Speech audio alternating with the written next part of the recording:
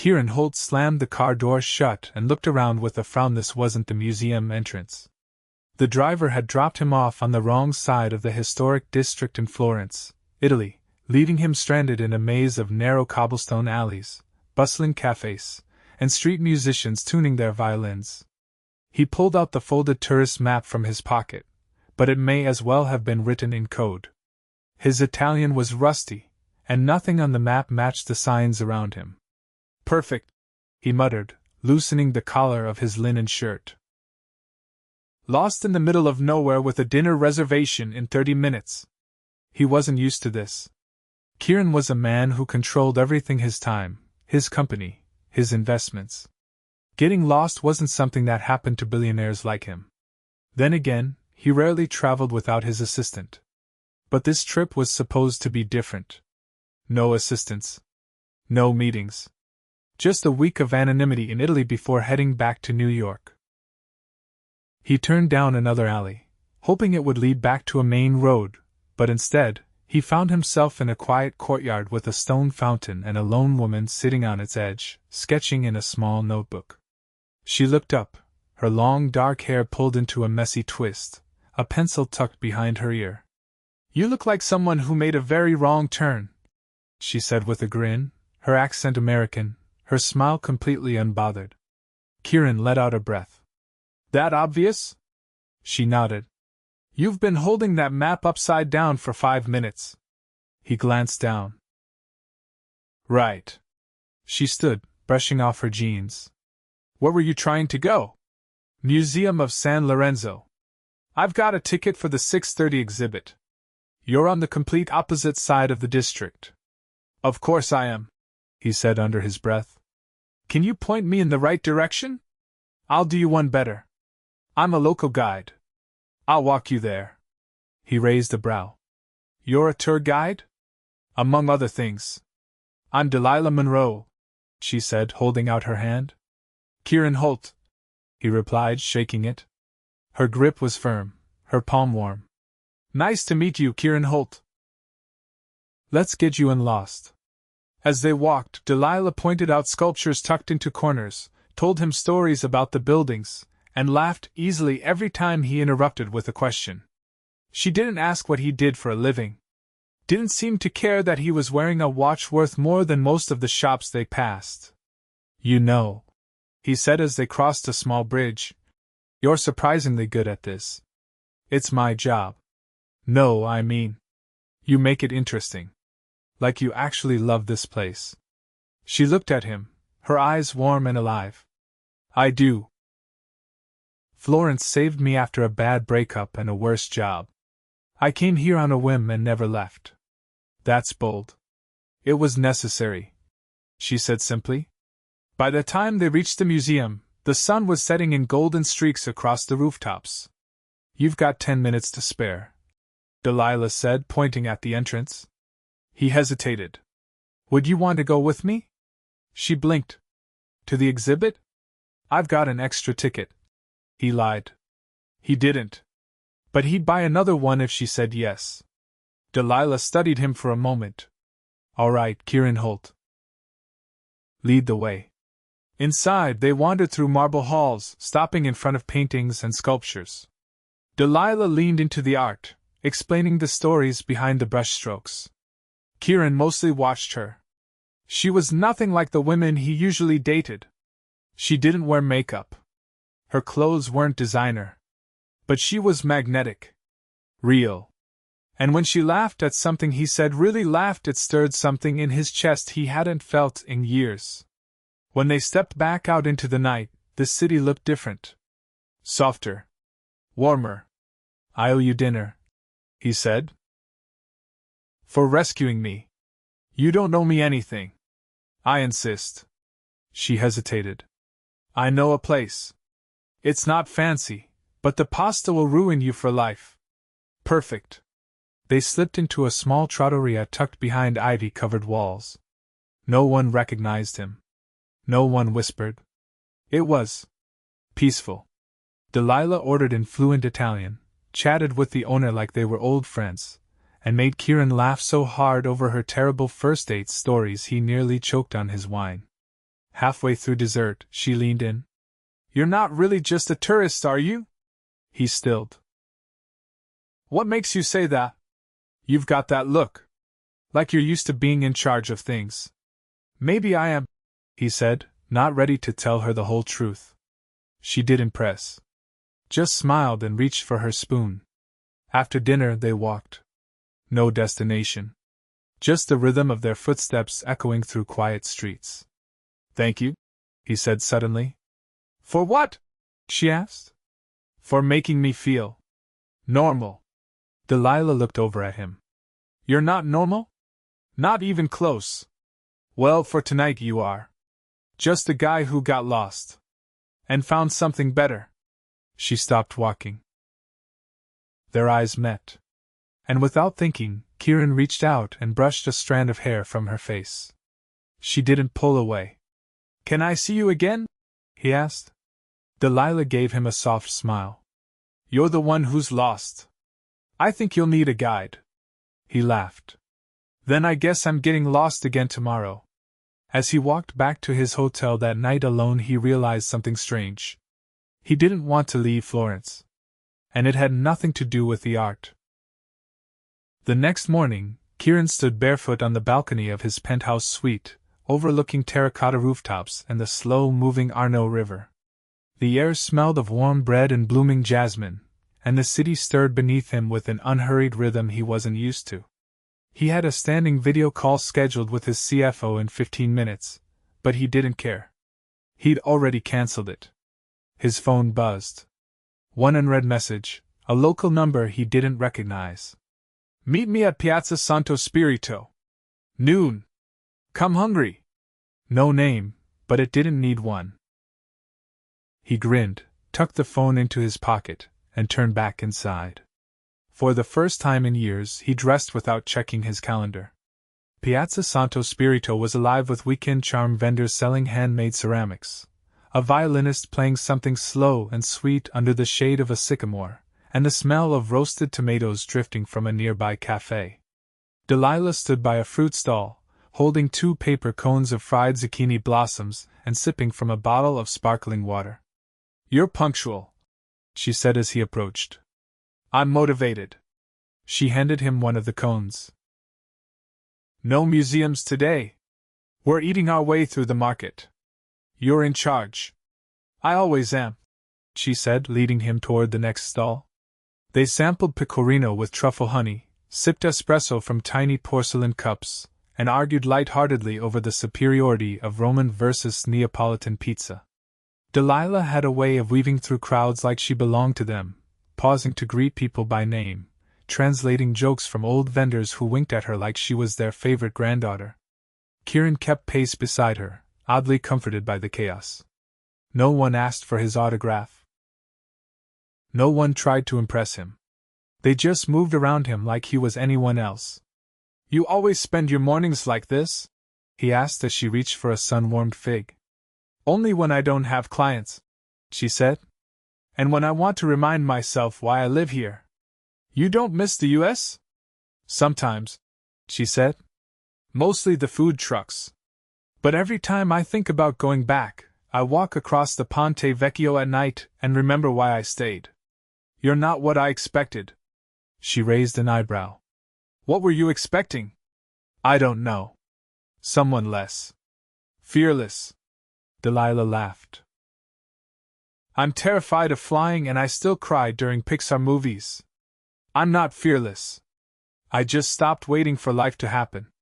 They sat on the church steps with their final course gelato that melted faster than they could eat it. Kieran leaned back on his elbows, watching the clouds shift above them. "What did you used to do?"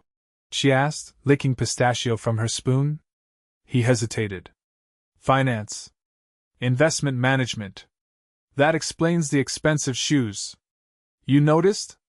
"I notice everything," she said lightly, but her eyes held something more. He didn't answer. Couldn't. Not yet. Instead, he stood and offered her his hand. "Walk with me." They wandered through twisting back streets, away from the crowds.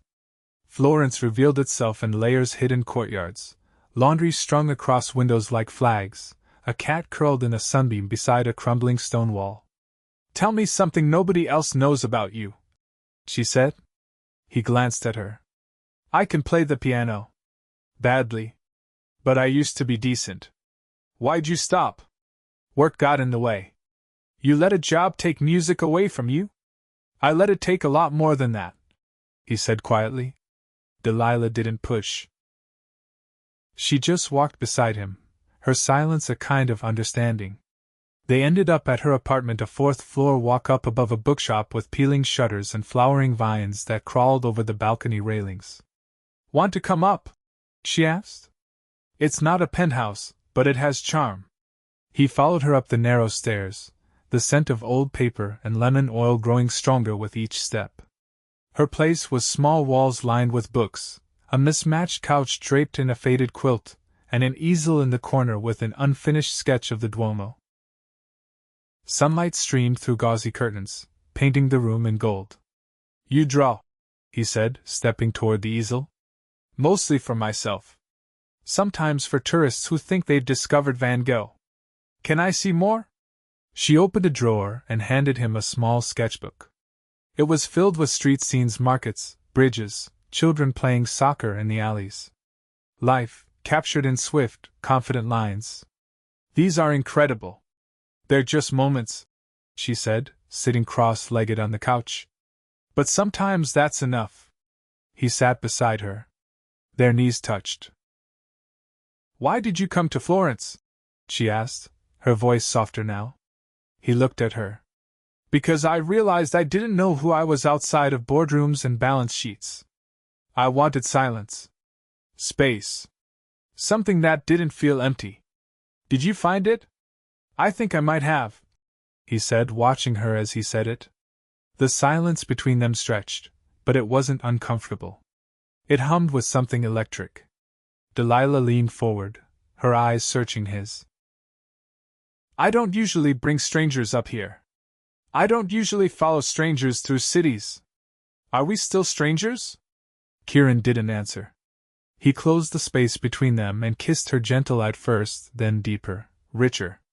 Her hand slid to the back of his neck, pulling him closer, tasting like citrus and summer.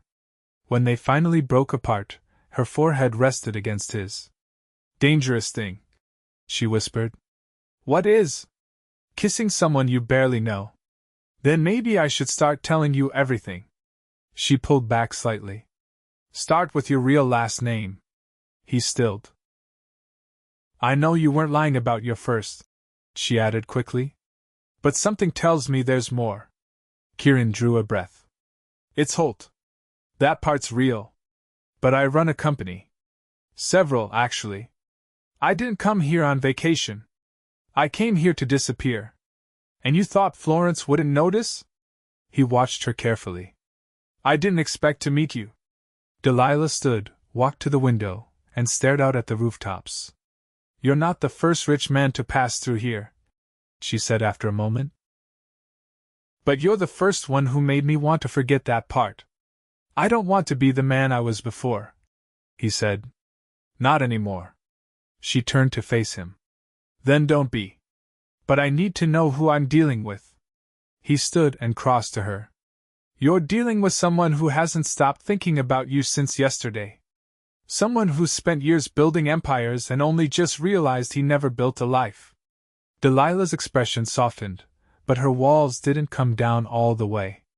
"Then you'd better decide which one you want more." He nodded slowly. "I already have." She didn't say anything for a long time. Just reached for his hand and laced her fingers through his. "Then stay," she said. And he did.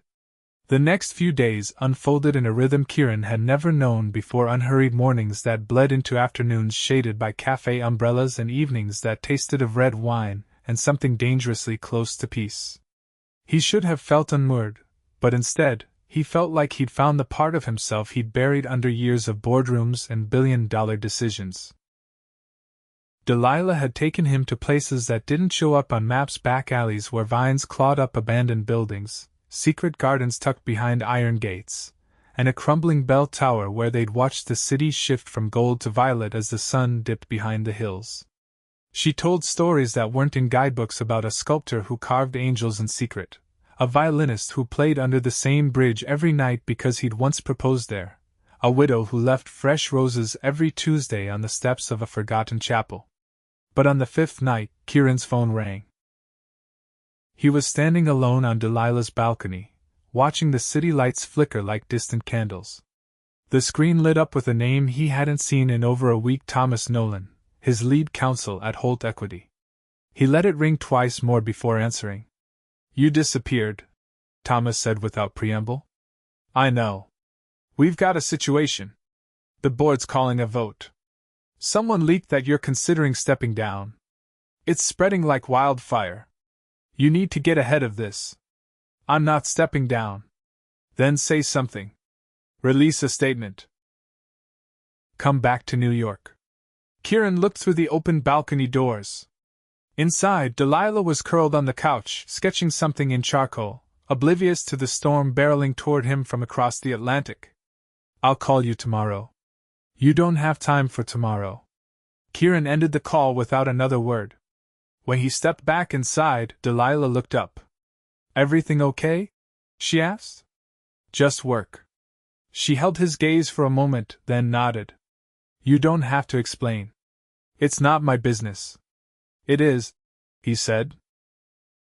"More than you know." But the words caught in his throat, and he said nothing more.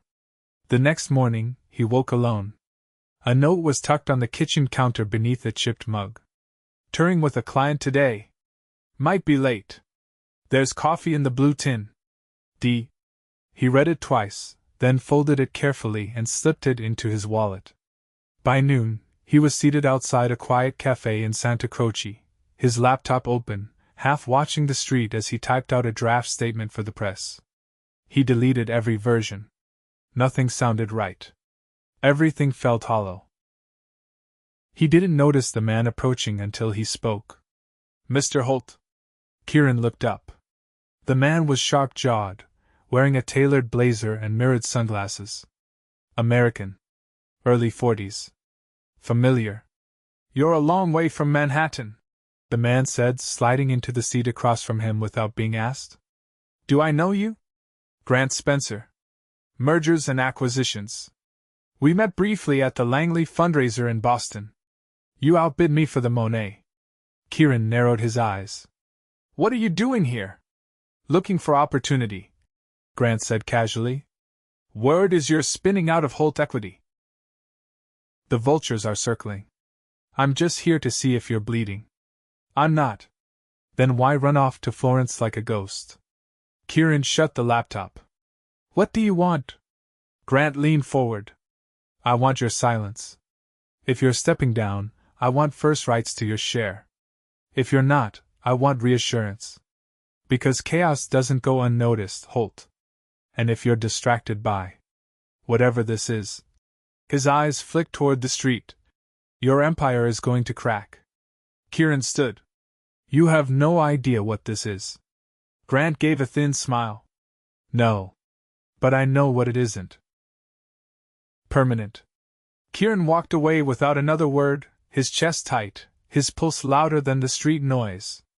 That night, Delilah didn't come by. He waited until the sky turned indigo and the bells marked midnight. Still nothing. The next morning, she was on the steps of the bookshop when he arrived, arms wrapped around her knees, face unreadable. "I heard you had a visitor yesterday," she said. "How?" "This city is smaller than it looks." He sat beside her. "He's a parasite." "He doesn't matter. He thinks you're leaving." "I didn't say that." "You didn't have to." She looked at him then, and for the first time since they'd met, her eyes weren't warm, they were braced, like someone preparing for impact. "I can't do the thing where someone passes through, says beautiful things, and then vanishes. I'm not vanishing. You're not staying either." Kieran reached for her hand. She didn't pull away, but she didn't hold on either. "I didn't plan for this," he said. "I came here to disappear. But then I met you, and everything changed." "Then prove it." He hesitated. "How?" She stood, brushing off her jeans. Figure it out. Then she walked inside and closed the door. That night, Kieran didn't go back to his hotel. He wandered. Past shuttered cafes and quiet piazzas, past the river and the bridge where they'd once watched the sun sink behind the city. He ended up at the bell tower they'd climbed days ago, the one Delilah had said most tourists overlooked. He climbed it again, alone this time. At the top, the city stretched below him, timeless, indifferent. He sat on the edge, heart pounding with something that wasn't fear but something close to it. He thought of every choice he'd ever made, every acquisition, every deal, every hour spent in glass towers convincing himself that power was enough. That control was happiness. He thought of Delilah, with her ink-stained fingers and her stories that made forgotten corners of the city feel sacred. And he finally understood what he had to do. The next morning, Kieran walked into the Holt Equity boardroom via video call. Half a dozen familiar faces stared back at him from the screen. He looked them all in the eye. "I'm not stepping down," he began. "But I am stepping back. Effective immediately, I'm appointing interim leadership. My absence is not a crisis. It's a choice. I built this company to outlast me. Now it's time I see what else I can build." The silence on the call was thunderous. "I'm not selling," he added. "And I'm not explaining myself further. This decision is final." He ended the call before anyone could reply. Then he picked up the phone and called the one person who still mattered.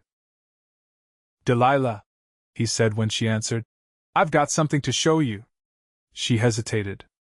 "I'm listening." "Meet me at the bell tower. The one near San Miniato."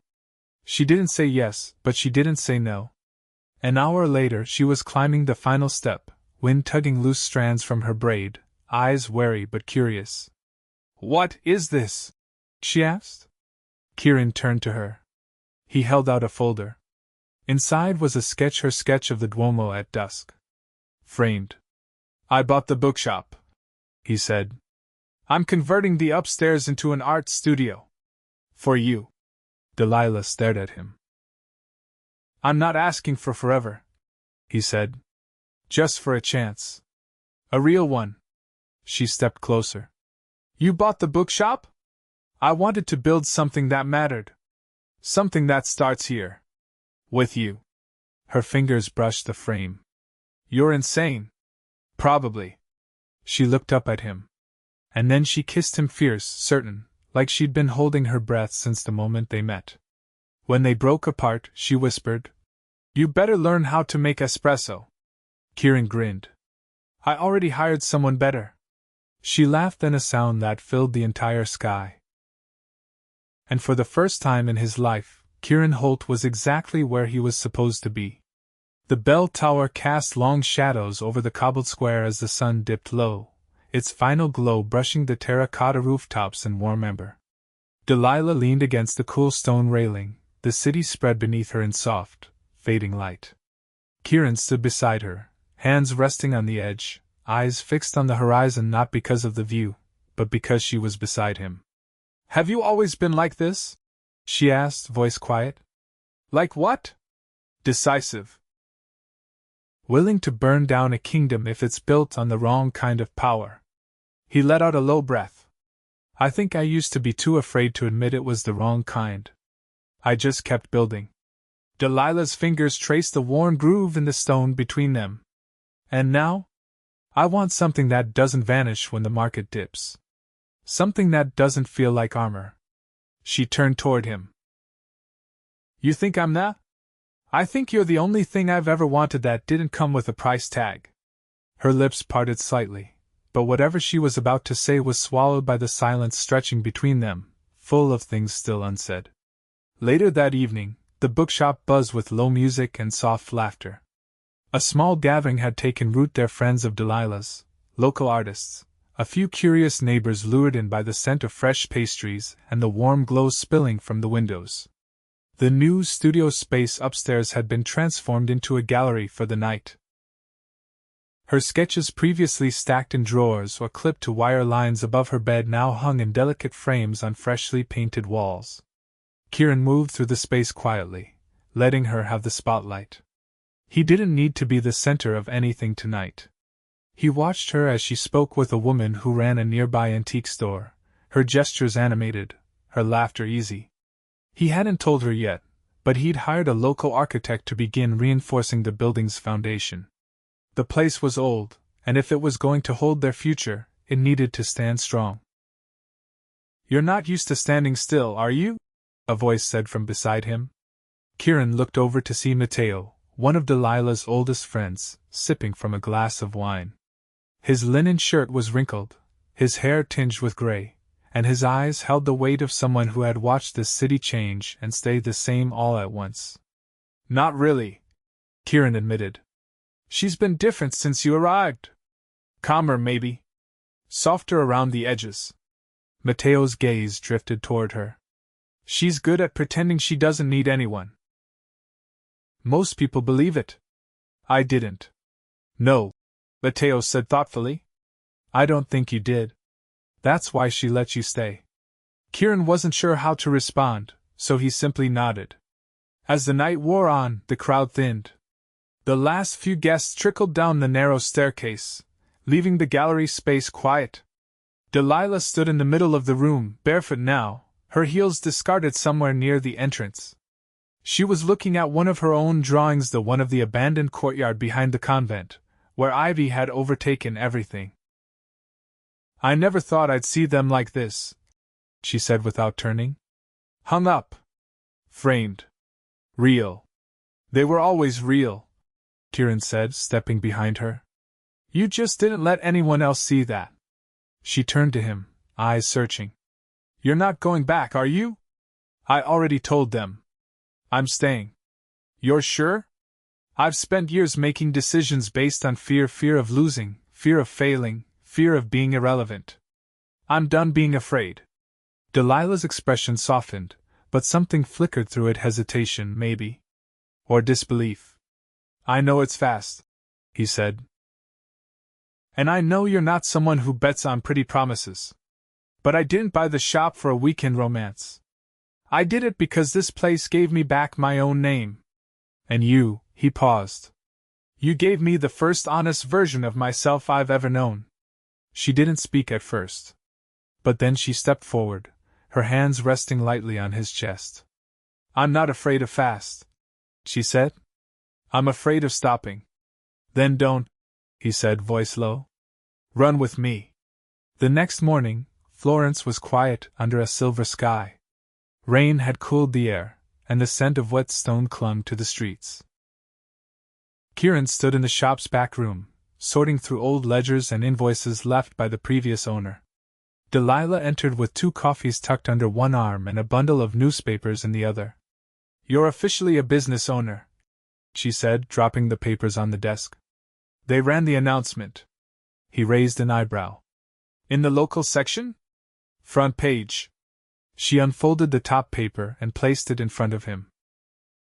The headline read, "American Investor Revives Historic Bookshop, Pledges Support for Local Art." Below it, a photo of him and Delilah standing outside the building, backs to the camera, her hand in his. Kieran blinked. "When was this taken?" "Yesterday. One of the gallery guests is a part-time journalist." He reached for the paper, stunned. "I hope you don't mind," she said. "You're officially not anonymous anymore." "I don't mind," he said, and meant it. That afternoon, they hosted a small gathering for the neighborhood children. Delilah had quietly been offering free art lessons in the courtyard behind the shop, and now that the space had been renovated, she'd turned it into something more, a weekly program where kids could paint, sketch, and make glorious messes without anyone telling them to keep it down. Kieran watched from the sidelines as she knelt beside a little boy carefully drawing a dragon, her voice low and encouraging. He donated the supplies, brought in the easels, even arranged for a local artist to visit once a month, but she was the heart of it.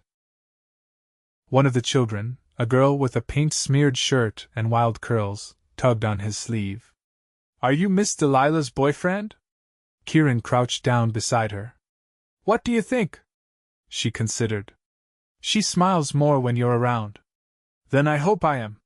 She nodded solemnly and returned to her glitter-covered canvas. That night, Delilah stood in the doorway of the shop, looking out at the empty square. The lanterns above the street flickered on, casting soft, golden halos on the cobblestones. Kieran joined her, wrapping an arm around her waist. "You know," she said, leaning into him, "this isn't the life I imagined." "Same. But it feels like the right one." He kissed the top of her head. "That's because it is." The following week, they held an open house. Not just for the shop, but for the future. Word had spread quickly about the new owner, the revitalized space, the programs. Locals came with flowers, food, even old books they wanted to donate. The gallery upstairs became a permanent fixture, rotating Delilah's work alongside submissions from students and visiting artists. As the evening wound down, Kieran pulled Delilah onto the rooftop terrace he'd finished renovating. Twinkling lights crisscrossed above them, and a string quartet played below in the square. She looked around, stunned. "You did all this?" "I had help." She turned to him, brows lifted. "But this part's just me." He reached into his jacket and pulled out a small velvet box. Delilah's breath caught. "I know we haven't followed the rules," he said. "We didn't wait the right number of months or ask the right people. But I know this. I was lost when I met you. Completely untethered. And somehow, you made me want to be found." He opened the box. Inside, a simple ring sat nestled in velvet and antique platinum band, delicate, with a single sapphire in its center. "I don't want a life that makes sense to everyone else. I just want you. Will you marry me?" Delilah didn't blink. Didn't speak. She reached for his face, kissed him like an answer, and when she pulled back, she whispered, "Yes." They didn't need a cathedral or 500 guests. They were married 3 weeks later in the courtyard behind the shop, surrounded by the people who mattered, children with paint on their faces, neighbors holding flowers, and friends who had become family. Florence didn't just give Kieran a place to disappear. It gave him a home. And in the woman who'd once guided him through its streets, he found something he never known he was missing. Love, in its truest form. Unexpected. Unshakable. And entirely, irrevocably his. The sun cast a honeyed glow through the tall windows of the newly renovated upstairs studio, where the scent of fresh citrus blossoms drifted in from the flower boxes on the balcony. Delilah stood barefoot on the smooth wooden floors, her hands streaked with ochre and umber, as she stepped back from the large canvas propped against the far wall. The painting, a sweeping view of the Arno at twilight, its colors dusky and deep, was nearly finished. She tilted her head, eyes narrowing, then added one last brush stroke to the reflection of a bridge before setting the palette down on the worktable. "Still refusing to sign it?" came Kieran's voice from the doorway. She turned, brushing a curl behind her ear. "I will. When it's ready. You said that last week." "I mean it this time," she said, wiping her hands on the hem of her linen apron. "It's close. I can feel it." Kieran stepped into the room, wearing a pale gray shirt with the sleeves rolled up and a pair of worn chinos that had become a staple since he'd stopped commuting between Florence and New York. His hair was slightly tousled, his jaw brushed with the kind of stubble that came from forgetting what day it was. "I like this version of you," she said, reaching for his hand. "The one who doesn't check his phone every 2 minutes. I had to keep it close this morning," he admitted. "The architect called. The structural reinforcements for the second building finished early." She blinked. "Already?" He nodded. "Which means we can start setting up the arts residency program next month. I've already spoken with the foundation. They're in. Fully funded." Delilah's eyes widened. "You're serious? I want the shop to be more than just a place people pass through. It should be a starting point for artists, for ideas. For us." She stepped closer, hands still stained with paint, and rested her fingers against his chest. "You're building something permanent." He kissed her forehead. "With you." Downstairs, the bell above the shop door chimed, followed by the unmistakable laughter of children. Delilah leaned over the railing, calling down to the group of students who had become a fixture in their lives. A boy with a mop of dark curls waved up at her, holding a rolled sketch in his hand. "Tell Leo I'll be down in 10 minutes," she said. "He left his watercolors up here yesterday." By the time she returned the supplies and sent the children off with their instructor, the afternoon had begun to settle into that golden lull between sun and shadow. Kieran had spread a stack of blueprints across the cafe table in the courtyard, his brows furrowed as he reviewed notes.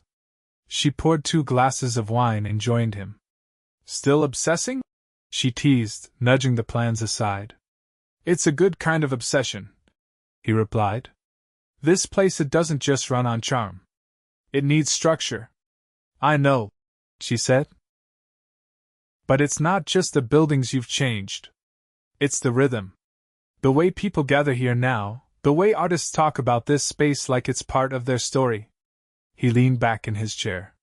"That's all you? I just provided the paperwork." "Well, then you're the best paperwork I've ever had." Later that evening, they hosted a small dinner on the rooftop, their first official event under the new mentorship program. Twinkling lights hung from the pergola, and the long table was lined with local artists, patrons, and students. Platters of handmade pasta and bowls of figs and walnuts passed from hand to hand, and laughter rose into the warm night air like music. Delilah sat at Kieran's side, her fingers occasionally brushing his as she reached for plates or leaned in to whisper something that would make him laugh. It was the kind of evening that didn't try too hard, the kind that felt like it had always existed. Halfway through dessert, Matteo stood to make a toast. His voice carried easily, rich and steady. "This courtyard has seen centuries of quiet," he said. "But now it echoes with life again. And for that, we thank the 2 people who brought the city back to itself." He raised his glass to Delilah and Kieran. "To love that doesn't ask you to change, but gives you the courage to become." Kieran's fingers tightened around Delilah's, and she turned to him, her eyes shining not with tears, but with something deeper. Certainty. That night, as they stood beneath the stars, she reached into her tote bag and handed him something wrapped in brown paper. "What's this?" he asked. "Open it." Inside was the final painting, the one she'd been working on for weeks.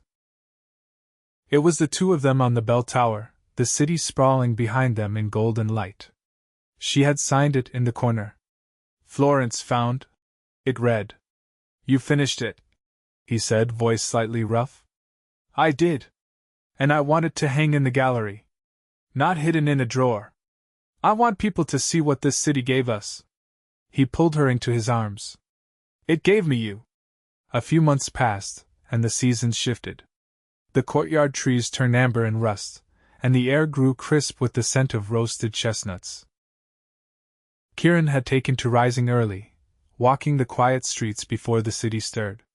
He liked watching it wake up, the way the shutters creaked open, the way the pigeons scattered as bakers rolled out carts of pastries. He always brought back coffee for Delilah, who had grown to love the slow mornings, sketching at the kitchen table while the city hummed below. One morning, she met him at the door, barefoot and beaming. "I have news," she said. He set the coffee down. "Good?" She nodded, then pressed something into his hand. A small envelope. Inside, a sonogram. He looked at her, stunned. "You're?" She nodded again, eyes bright. "I found out yesterday. I wanted to be sure before I told you." He pulled her to him, lifting her off the ground, laughter breaking from his chest. "We're going to be parents." "We are." They sat together on the windowsill, the city unfolding before them, and for a long while, said nothing at all. There was nothing left to say, only everything to hold, everything to become. 6 months later, the bookshop closed early on a Sunday afternoon. Delilah sat in the courtyard, her hands resting on her growing belly, while Kieran arranged a canopy of white flowers above the terrace. The ceremony was simple, attended by the people who had become their family. Matteo officiated, and the vows were spoken without any grand flourishes, just quiet promises that felt like the truest words ever spoken between them. "I didn't know what I was looking for," Kieran said, his voice steady, "until I found you in a city I didn't understand. And I knew instantly I didn't want to leave without you. I never will. Delilah responded, her voice clear and certain. You taught me that love doesn't have to be loud to be real. That sometimes the biggest decisions are the ones that feel like coming home. They kissed as the bells rang out across the square, and petals fluttered down like confetti. Time passed, but the feeling never dulled. The shop grew busier with each season, the residency program flourished, and the studio upstairs became a sanctuary for artists from around the world. Kieran took over a local foundation supporting art education, and Delilah's work found its way into galleries across Europe, but she always returned to the courtyard, to the children, to the rhythm of the city that had brought her everything. In the spring, their daughter was born in the early hours of the morning, just as the sun rose over the river. They named her Alba, for the dawn, and when Kieran held her for the first time, everything in him quieted. Delilah watched them from the bed, her expression soft. You look like you've known her forever. I think I have, he whispered. Years later, on one of those quiet Sunday mornings, Delilah stood at the window of the bookshop, watching Alba chase pigeons across the square while Kieran leaned against the fountain, laughing as she tried to catch them. A tourist passed by and asked the cafe owner, "Who's that man with the little girl?" The owner smiled. "That's Kieran Holt. Used to be one of the richest men in America." "Used to be?" The owner nodded. "Now he's something better." And inside the shop, Delilah turned back to her canvas, picked up her brush, and smiled. Because she already knew.